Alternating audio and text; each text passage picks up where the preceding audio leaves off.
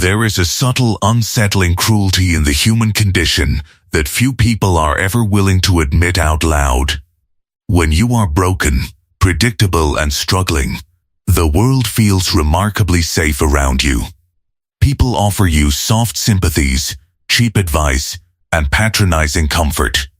They smile at your presence because your vulnerability acts as a warm, reassuring mirror to their own insecurities. When you are manageable, you are liked.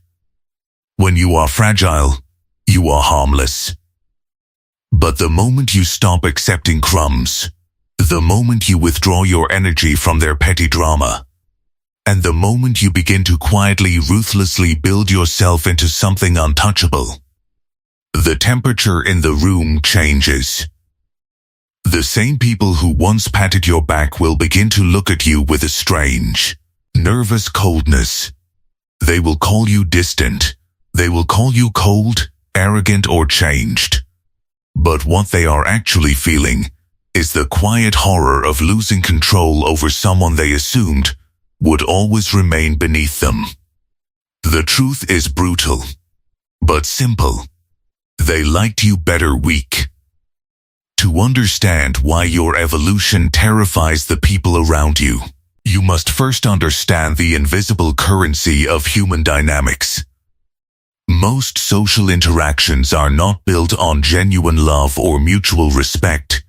They are built on implicit hierarchies.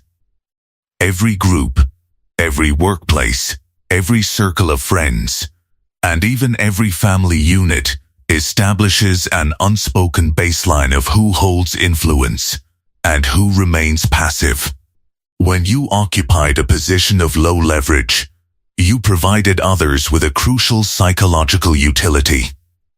You were the reliable listening ear, the person who tolerated subtle disrespect, the one who always compromised, and the one whose presence made everyone else feel secure in their own stature. You were an anchor that kept their ego afloat. But self-mastery is an act of quiet rebellion against that dynamic. When you begin to master your impulses, discipline your tongue, and guard your attention like sacred territory, you effectively burn down the invisible prison they built for you. If you have reached the point in your life where you refuse to play the victim any longer, stop right now and comment below. I choose power over approval. The shift almost always begins in silence. Most people believe that strength is loud. They think authority is asserted through arguments, grand declarations, or trying to prove a point to those who doubted them. But true dark self-mastery operates in total opposition to this instinct. Machiavellian sovereignty is born in the complete death of the need to explain yourself. When someone insults you, disrespects your time, or attempts to draw you into an emotional spiral, the untrained mind reacts immediately. It defends, it rationalizes, and it pleads for fairness. But when you react, you surrender your internal energy to the person provoking you. You give them the remote control to your nervous system. The sovereign mind understands that reaction is submission. When you respond to hostility with absolute silence, unsteady gaze, and an unbothered demeanor, you create a terrifying psychological vacuum. The aggressor expects a fight. Instead, they hit a concrete wall of total indifference. They are left alone with their own toxicity, echoing in a room that you refuse to participate in. This is why silence is the ultimate weapon of the unshakable. When you stop giving people access to your thoughts, your plans, and your emotional triggers, you become entirely unreadable. People cannot manipulate what they cannot measure. They cannot exploit a vulnerability that you no longer expose. In a world obsessed with oversharing, noise, and constant digital validation, a person who keeps their own counsel is viewed with profound suspicion and instinctual fear. They realize that while they are bleeding their energy into the atmosphere, you are quietly accumulating yours. If you are ready to embrace this quiet authority and lock your inner world from outsiders, state clearly in the comments, "My silence is not weakness." As your self-mastery deepens, you will notice a distinct phase in your relationships that most people fail to survive. It is the phase of emotional withdrawal. The people in your life have grown accustomed to your old patterns of availability. They are used to calling you when they need validation, pulling you into their crises, and using your empathy as a sponge for their own unaddressed chaos. When you begin the practice of cold, surgical detachment, their initial reaction will not be respect. It will be agitation. They will test your new boundaries. They will press the exact emotional buttons that used to guarantee a reaction from you. They will try guilt, passive-aggressive remarks, or sudden withdrawal of their own affection to see if you will break and run back to your old pleasing ways. This is the decisive threshold.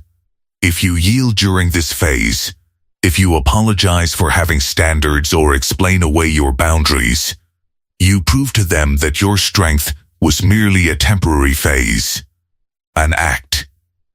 But if you hold the line with calm, unwavering resolve, something fascinating occurs.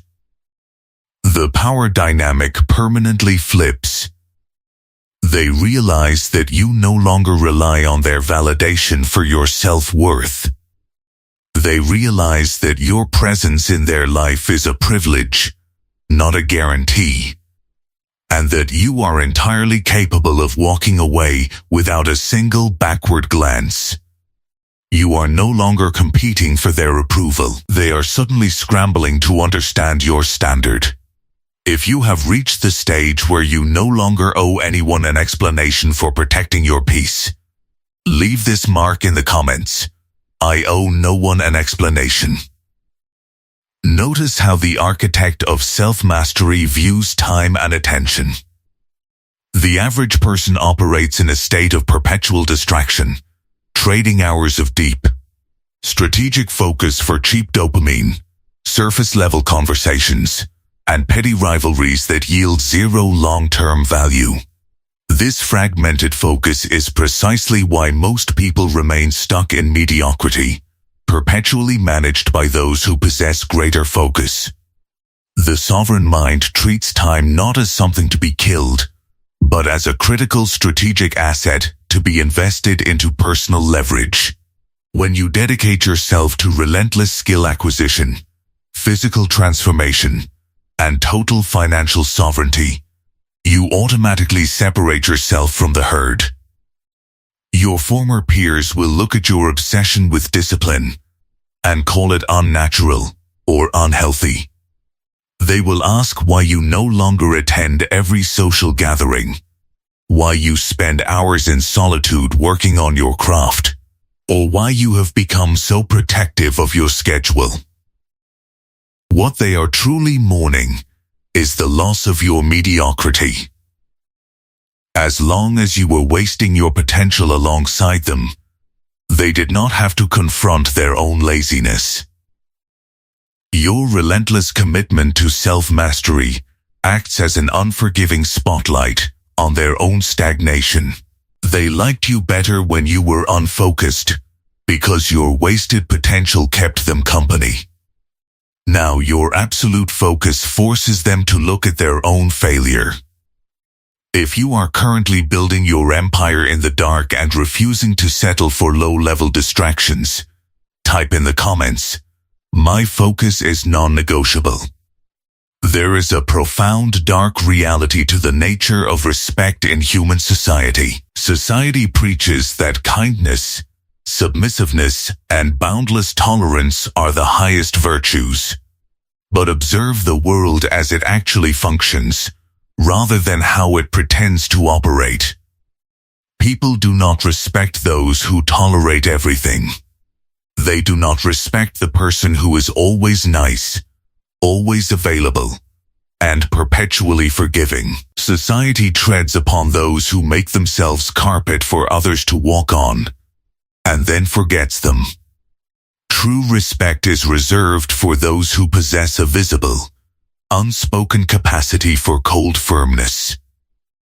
It belongs to those who carry an internal line in the sand, a boundary that, if crossed, results in swift, permanent, and absolute exclusion from their life. You do not need to be cruel, aggressive, or vengeful to command this level of respect. Cruelty is the weapon of the weak pretending to be strong. True power is smooth, quiet, and absolutely lethal in its boundaries. It is the ability to look someone in the eyes when they cross a line, state your position without raising your voice, and if necessary, cut them out of your life forever without drama, without public rants, and without second chances. When people know that you have the internal strength to walk away cold and never look back, their entire posture toward you shifts. They treat your time with care. They measure their words in your presence. They recognize that beneath your calm, courteous exterior lies a sovereign entity that will never be mastered by anyone else. As you walk this solitary path of ruthless self-mastery, you must accept that the journey will feel intensely isolating at times. The higher you climb, the smaller your circle will naturally become. The low-value interactions, the superficial gossip, and the desperate seeking of crowd validation will lose all their appeal.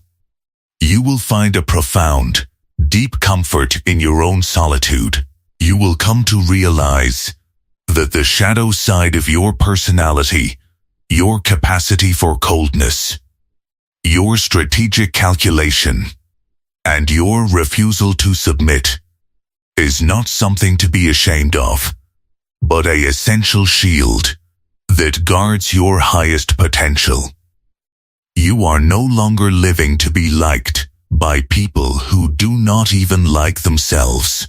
You are living to build an unshakable, self-directed sovereign existence that stands strong against any storm the world throws at you. To claim this complete mastery over your mind, your shadow and destiny, your destiny, write in the comments, "I am the master of my own shadow."